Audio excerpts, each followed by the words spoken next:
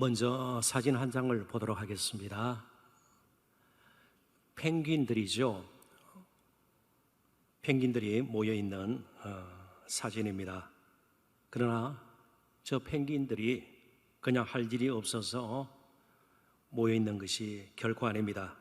저처럼 모이는 것은 남극의 혹독한 추위, 때로는 영하 60도, 70도까지 떨어지는 극한 상황 가운데서 또 눈보라까지 칠 때에 그들이 살아남기 위한 일종의 생존 전략입니다. 흔히 허들링이라는 말을 쓰죠. 허들링이라는 말은 문자적으로 모임, 어우러짐, 때로는 육상 경기 때 허들 경기도 있지 않습니까? 아무튼 모임, 어우러짐 이런 뜻을 포함하고 있는 단어입니다. 생존 전략입니다. 저처럼 원형을 이루면서 모인 펭귄들은 제일 안쪽에 어린 펭귄들과 약한 펭귄들에게 자리를 내어줍니다.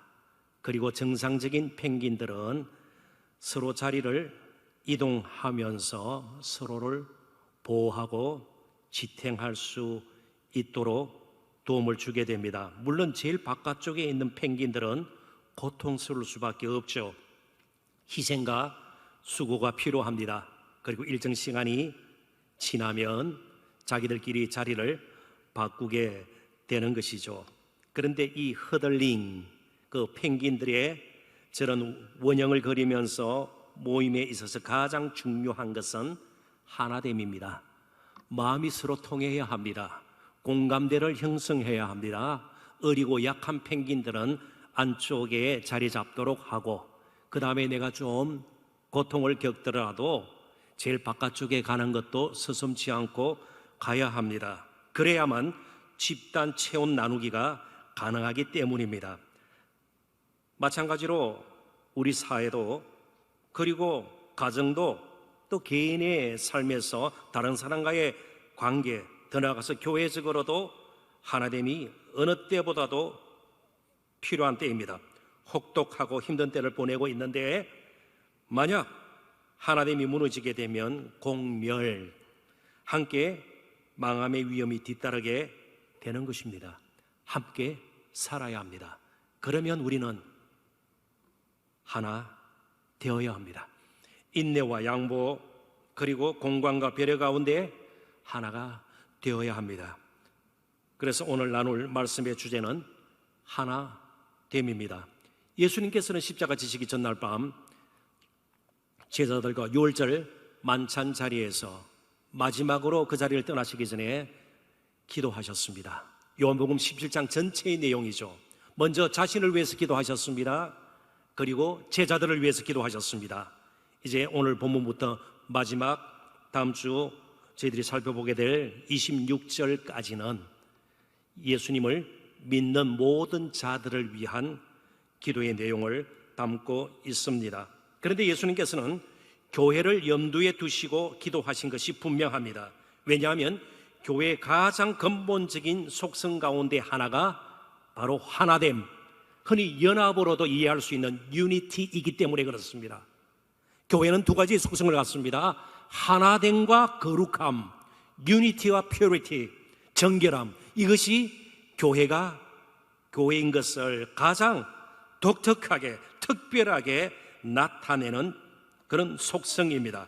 자, 그렇다면 역으로 교회는 예수님께서 교회에 가장 원하시는 것이 무엇인가를 제대로 살피고 헤아려서 거기에 맞춰서 세워져야 함을 늘 알고 있어야 합니다. 깨달아야 합니다. 인식하고 있어야 합니다. 예수님께서 기도하시기까지 원하셨던 교회의 모습이 무엇입니까? 그것은 하나됨이에요. 자, 그렇다면 그 어떤 계획도 사역도 그리고 프로그램도 예수님께서 원하시는 기도하실 만큼 중요한 하나됨보다는 앞설 수가 없다는 것입니다. 이 관계죠. 어떤 일이 아닌 것이죠. 그런데 오늘 교회에서 일어나는 일들은 어떻습니까? 하나님에 대해서는 아예 관심을 두지 않는 듯한 경향이 교회 내에 팽배해져 있습니다. 그러나 우리는 마땅히 하나가 되어야 합니다. 그리고 하나됨을 힘써 지켜야 합니다. 교회에 관한 가장 중요한 말씀들을 담고 있는 에베소서는 교회가 어떻게 세워졌으며 어떻게 교회가 교회로서 유지될 것인가를 가장 분명하게 가르쳐주는 사도 바울의 서신 가운데 하나입니다. 에베소서 4장 3절에 보면 평안에 매는 줄로 성령이 하나 되게 하신 것을 힘써 지키라, 그렇게 말씀하고 있습니다. 아무튼 예수님께서 기도 제목 삼으실 정도로 우리 사이의 하나됨을 지키는 것은 쉽지 않은 일입니다. 특별한 각오와 꾸준한 예수님이 뒤따라야 하는 것이죠. 자, 그렇다면 예수님의 이 기도 가운데서 어떻게 하나됨을 제대로 지키고 그리고 하나된 거룩한 교회를 온전히 세울 수 있을지 몇 가지 측면에서 또 말씀을 함께 나누기를 원합니다. 첫 번째는 믿음이라는 측면에서 교회를 우리가 한번 살펴보자는 것입니다. 그래서 믿음의 공동체, 이런 작은 주제를 우리가 가지고 이제 본문을 보셨으면 좋겠습니다. 자, 20절 21절을 봅니다. 내가 비옵는 것은 이 사람들만 위함이 아니요 또 그들의 말로 말미암아 나를 믿는 사람들도 위함이니 아버지여, 아버지께서 내 안에 내가 아버지 안에 있는 것 같이 그들도 다 하나가 되어 우리 안에 있게 하사 세상으로 아버지께서 나를 보내신 것을 믿게 하옵소서. 쉽게 넘어갈 수 있지만 얼마나 대단한 말씀인지 말할 수가 없습니다. 조금 풀이를 해보죠. 내가 비옵는 것은 예수님께서 이렇게 기도하시는 것입니다.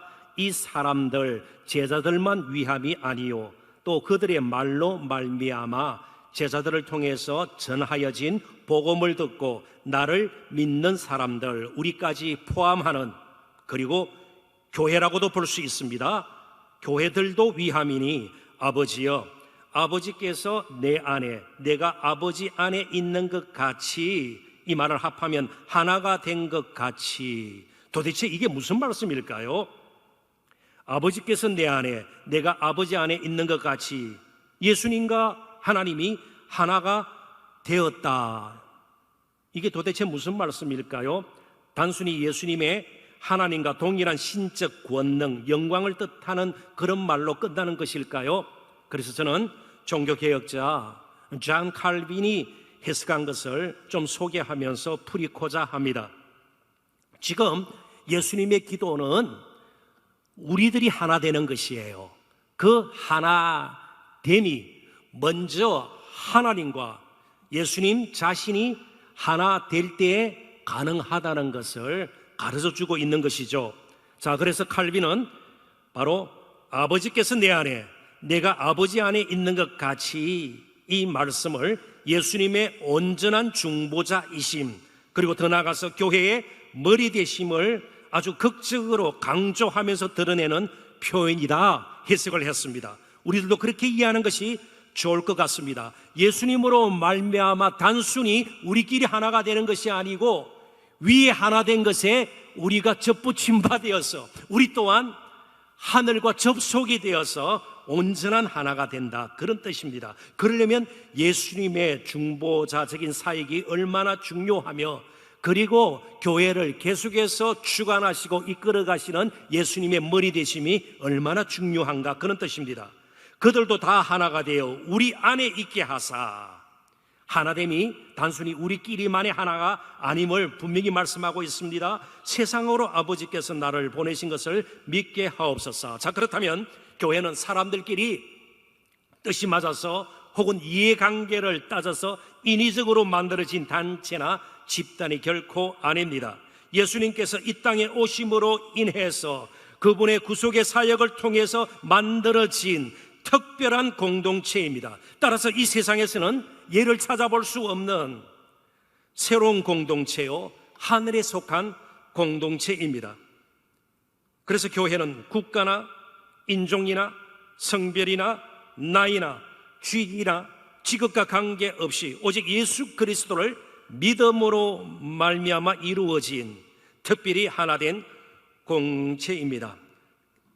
교회 하나됨의 원형은 이 땅에서 찾을 수 없습니다. 다른 교회 저희들이 엿본다고 해서 아닙니다. 심지어 초대교회까지 온전한 교회의 모습은 아닙니다. 온전한 원형은 하늘에 있습니다. 하늘 아버지와 아들 예수 그리스도의 하나됨에서 찾을 수 있습니다. 따라서 교회 하나됨을 단순히 피상적인, 제도적인, 인위적인, 그리고 기계적인 하나됨으로 이해해서는 안 될 것입니다. 교회 하나됨은 신적인 것이요, 초자연적인 것이요, 영적인 것이요, 어떤 면에서 기적과 같은 것입니다. 이 세상에 사람끼리는 그 누구도 그 어떤 사람과 하나 될 수 없습니다. 부부도 가지고 있는 사랑의 감정으로 평생을 하나 되어 살 수 없습니다. 이미 죄로 망가진 우리 사회에는 온전한 하나됨을 찾아볼 수가 없습니다. 우리는 빨리 그것을 인정을 하고 우리끼리 힘을 합쳐서 정을 더해서 그렇게 인위적으로, 기계적으로 하나 되려고 하는 것을 멈추어야 합니다. 사람의 힘만으로 만들어진 공동체가 결코 아닙니다. 기원이 하늘에 있기 때문입니다. 우리의 하나됨은 삼위일체 하나님의 하나됨 속으로 들어가는 것입니다. 이게 기적이 아니고 무엇입니까?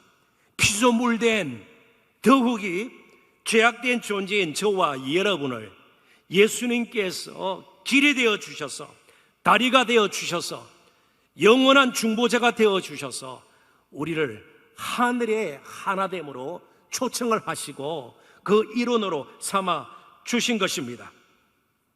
그런데 오늘 정말 불행한 일은 교인들이, 때로는 목회자들까지도 교회를 너무나도 가볍게, 아니 때로는 우습게 여긴다는 것입니다. 아니요, 아예 우습게 만들어 버린다는 것입니다. 우리의 하나됨은 철저하게 하늘과 연결된 하나됨임을 잊지 말아야 합니다. 하늘에 연결되어 있기 때문에 우리의 하나됨은 늘 온전을 향해서 나아갈 수가 있는 것이죠. 자, 지리 공부를 좀 해볼까요? 우리나라는 삼면이 바다로 되어 있습니다. 동해, 서해, 그리고 남해라 일컫는 바다로 말이지요. 자, 그런 가운데 섬은 몇 개나 될까요? 우리나라 섬이 한 몇 개 정도 될 것 같아요? 한국해양수산개발원의 자료에 따르면 모두 3,348개라고 그럽니다. 섬의 수만으로는 세계 4위 정도 된다고 해요. 그 가운데 사람이 사는 섬, 유인도라 그러죠. 사람이 살지 않는 섬은 무인도라 그러고 말이죠. 여러분 잘 아시는 내용입니다. 사람이 사는 유인도는 472개인데 이 유인도에 88만 명 정도가 살고 있습니다. 그러니까 웬만한 중도시 정도의 인구가 472개의 섬에 흩어져 삽니다. 자, 그렇다면 섬들에 사는 88만 명의 사람은 우리나라 국민이 아닙니까? 섬에 살고 있어도 좀 멀리 떨어져 있는 그런 섬에 거주하더라도 우리나라의 국민입니다. 다 연결이 되어 있습니다. 우리 또한 예수 그리스도 안에서 연결이 되어 있기 때문에 머리 대신 예수 그리스도의 몸된 교회이기 때문에 우리는 물리적으로 떨어져 있어도 여러 가지 상황 또 걸림돌 때문에 함께 하지 못한다 할지라도 우리는 하나입니다. 실제로 머리 대신 예수 그리스도의 몸된 교회는 전 우주적으로 하나밖에 없습니다. 그것을 불가시적, 신학적인 용어로 invisible church라고 합니다. 물론 우리는 지금 각 지역교회, 신림동에 있는 우리 교회, 가시적 교회의 지체로 존재하죠. 그렇지만 항상 넓은 그림을, 더 큰 그림을 가지고 있어야 합니다.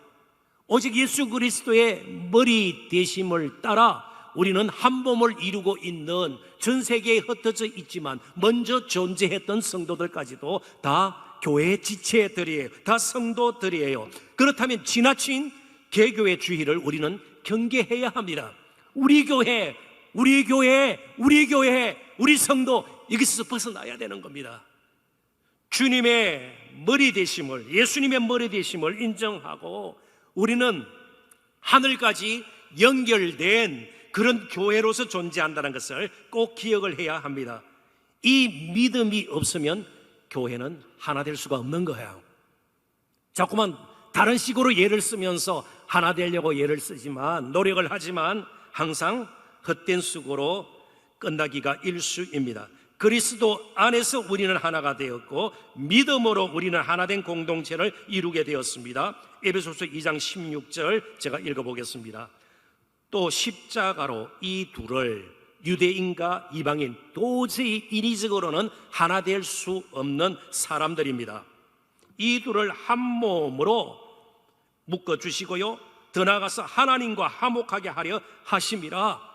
하나님과도 연결이 되어서 완전히 통일되는, 골로새서 1장 20절 말씀처럼 연합되는, 하나가 되는 그런 놀라운 일이 일어난 것입니다. 원수된 것을 십자가로 소멸하시고, 자, 그렇다면 오늘 본문이 또 우리에게 가르쳐 주는 것처럼 우리가 하나 되기 위해서는 왜 예수님께서 이 땅에 오셨는지를 알고 믿는 것이 먼저 되어져야 합니다.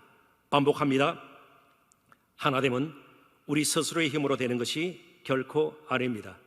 예수 그리스도의 구속의 은혜로 말미암아 이루어진 하나됨입니다.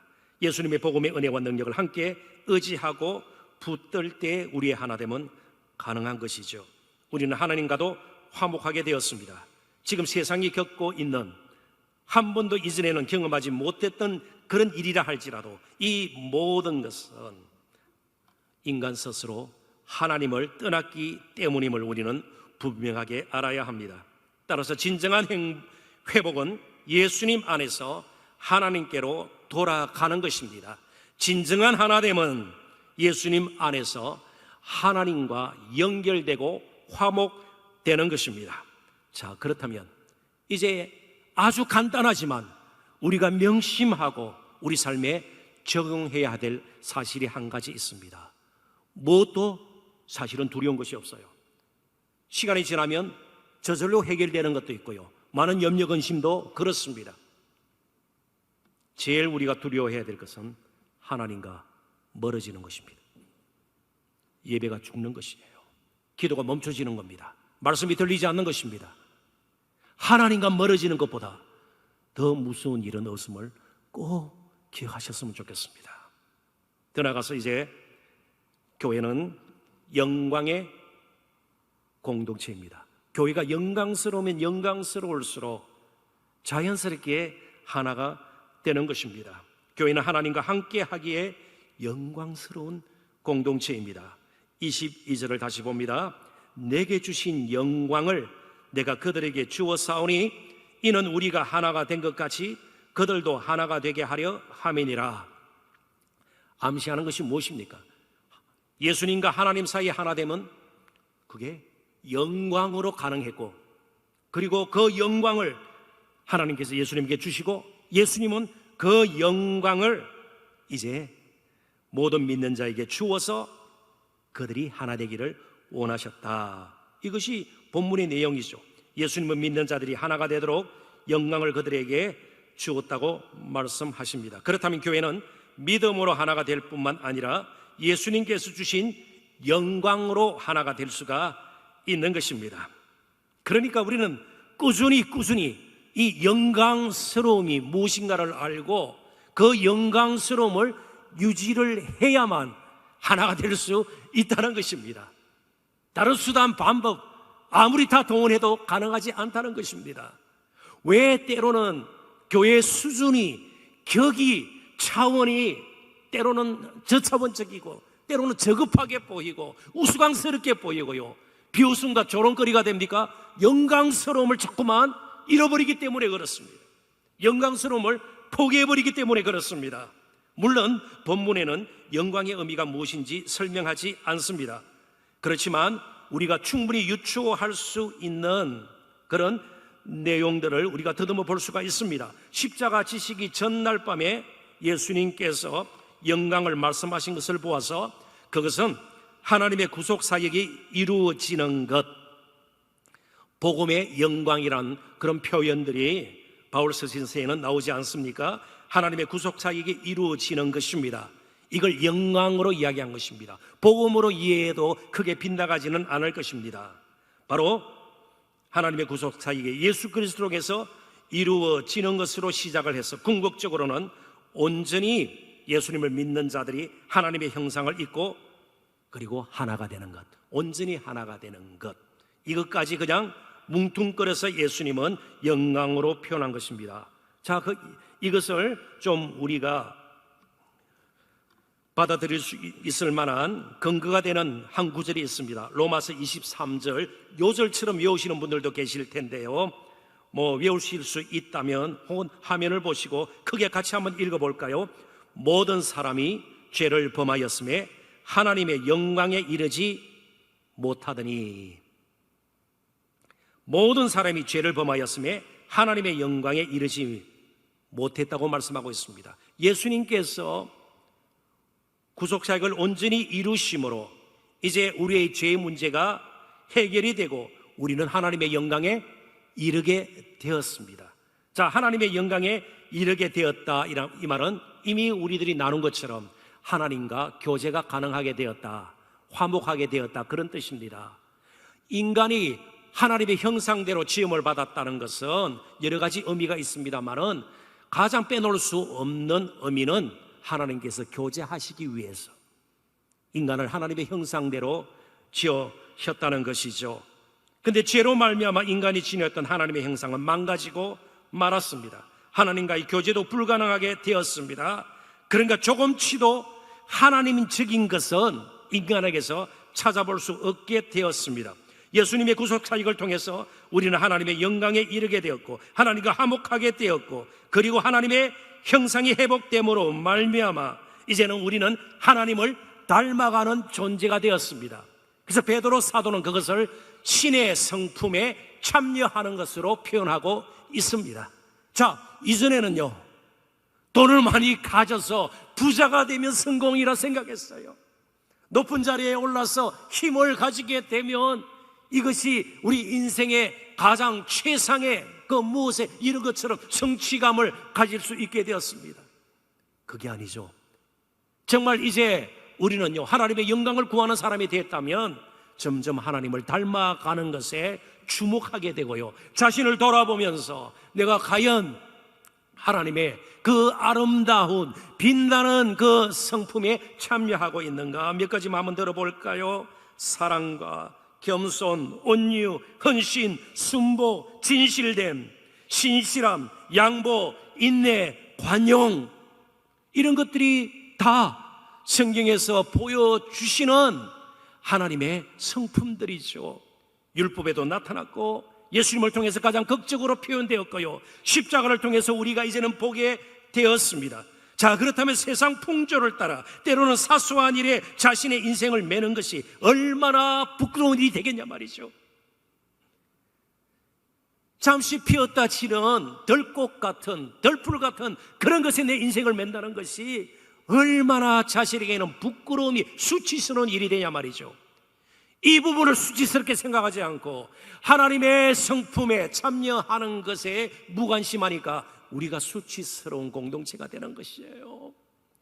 조롱받고 멸시받고 우스꽝스러운 공동체가 되어버리는 것입니다. 조금 예를 돕도록 조금 어려운 말씀들을 나누었으니까요, 제가 이런 예를 한번 들어보겠습니다. 예라기보다 잘 알고 있는 이야기일 수도 있어요. 우주총동원, 벌써 말이 거창합니다. 우주총동원, 이게 뭘까요? 우주총동원, 위성들을 다 총동원할까요? 우주총동원은 어떤 사람들의 모임의 이름입니다. 우주총동원, 거창한 이름이죠. 사람들의 모임 이름이에요. 소년 트롯 가수 정동원 군이라고 있어요. 조금은 익숙합니까? 본 적이 있습니까? 정동원 군의 팬클럽 이름이에요. 우주총동원. 이 팬클럽에서는 최근에도 자선단체에 기부를 했습니다. 적지 않은 돈을 모아서 기부를 했어요. 좋은 일을 많이 하려고 애를 씁니다. 이유는 단 한 가지입니다. 정동원이라는 이 트롯 가수의 이름을 빛내기 위함입니다. 그래서 자선단체에 기부도 하고요, 좋은 일을 하려고 그렇게 애를 쓰는 겁니다. 정동원의 이름을 위해서. 우리는 어떤가요?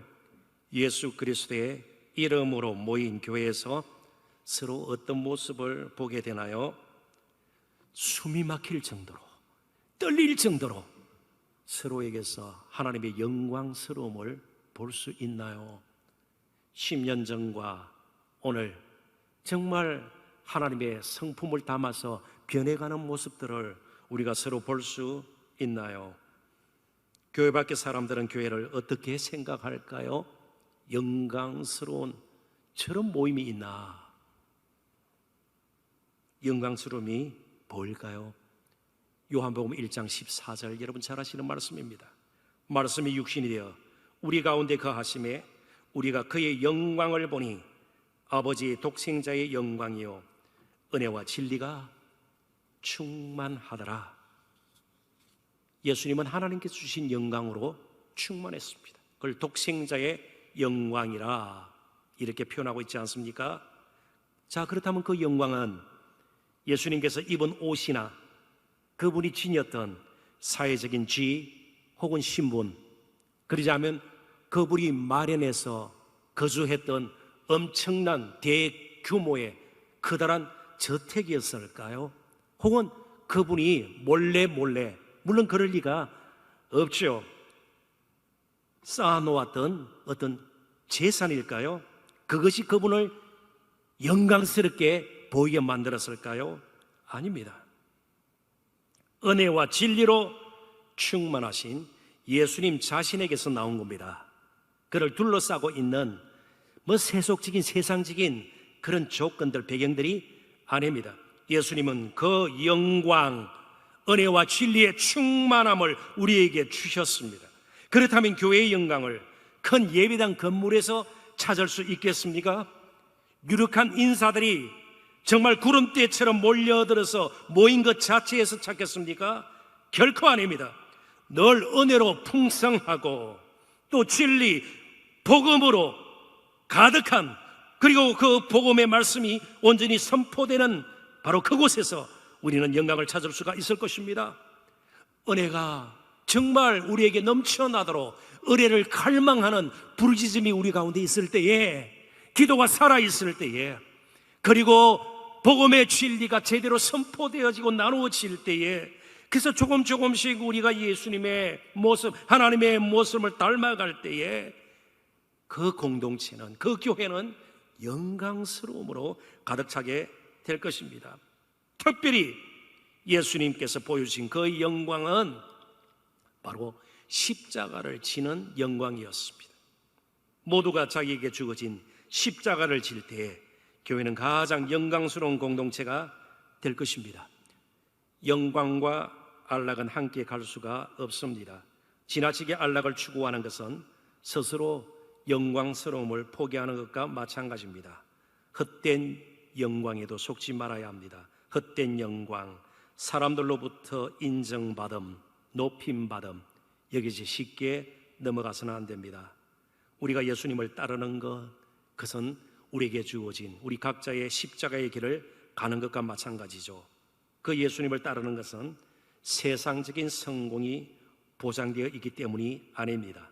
그렇게 따를 때에 안락함이 우리에게 주어지기 때문도 아닙니다. 다만 그 길이 영광스러운 길이기 때문에 그렇습니다. 십자가의 고난이 없으면 부활의 영광을 결코 맛볼 수가 없습니다.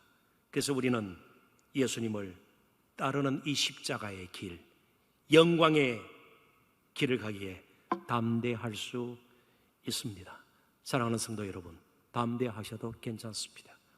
우리 스스로가 담대하기 때문이 아니라 예수님께서 먼저 가신 그 십자가의 길을 우리가 따라 걸을 수 있는 그런 기회가 주어졌기 때문입니다. 비겁하거나 비굴해질 필요도 없습니다. 아무런 그런 이유가 없습니다.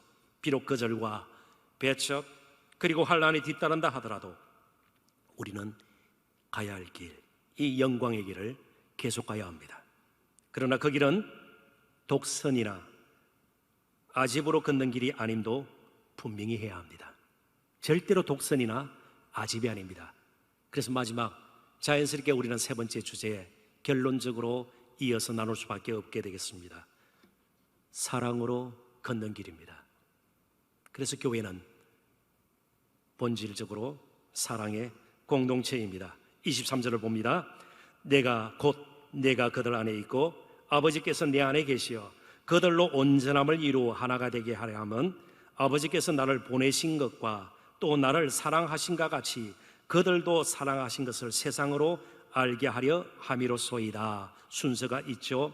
먼저 예수님을 통해서 하나님께서 예수님을 믿는 자들을 얼마나 사랑하시는가를 믿게 확신하게 만들고 그 사랑이 그들 가운데서 나누어지고 서로 사랑하게 만들어 이제 그 넘쳐나는 사랑이 세상으로 흘러가서 세상 사람들이 볼 때에 사랑이 저런 것이구나. 결국은 하나님의 사랑, 예수 그리스도의 사랑을 보고 교회를 통해서 그들도 그 사랑으로 이제 초청되는 것이 교회의 사명임을 분명히 이 말씀은 우리에게 가르쳐주고 있습니다. 교회는 사랑의 공동체임을 세상에 선포해야 할 사명이 있습니다. 그래서 하나님은 먼저 우리를 사랑하셨습니다. 교회부터 사랑으로 하나가 되어야 합니다. 분열이 있고 다툼이 있고요, 서로 반목하는 갈등만 계속 겪는 곳에 무슨 사랑이 있으며 그런 교회를 보고 하나님이 사랑이시다 누가 깨달을 수 있겠습니까? 오히려 사랑만이 분열과 정오와 그리고 혐오의 벽을 무너뜨릴 수 있음을 우리는 확신해야 합니다. 요한일서 4장 10절부터 11절을 보고 이제 말씀을 정리하도록 하겠습니다. 사랑은 여기 있으니 우리가 하나님을 사랑한 것이 아니에요. 하나님이 우리를 사랑하사 우리 죄를 속하기 위하여 화목제물로 그 아들을 보내셨습니다. 사랑하는 자들아, 하나님이 이같이 우리를 사랑하셨은즉 우리도 서로 사랑하는 것이 마땅하도다. 오페일로 상업 용어입니다. 채무를 감당하다예요. 우리는 영원토록 예수 그리스도의 사랑에 빚진 자들입니다. 어디서 감히 사랑이 나에게서 나오는 것처럼, 내가 사랑으로 더 넘쳐나는 것처럼 사람을 함부로 판단하고 비난하고 비판할 수 있겠습니까? 단지 사랑의 빚진 자임을 알 때에 서로를 사랑하는 것이 마땅하고 그 사랑을 어떻게든 흘려 보내려고 하는 데에 우리의 삶의 초점이 맞춰지게 될 것입니다. 결론입니다. 예수님의 기도를 통해서 특별히 사랑과 관련해서 우리는 한 가지 사실을 발견하게 됩니다. 예수님은 기도 가운데서도 모든 것을 내어주시기를 원하셨고 기뻐하셨습니다. 영광을 주셨습니다.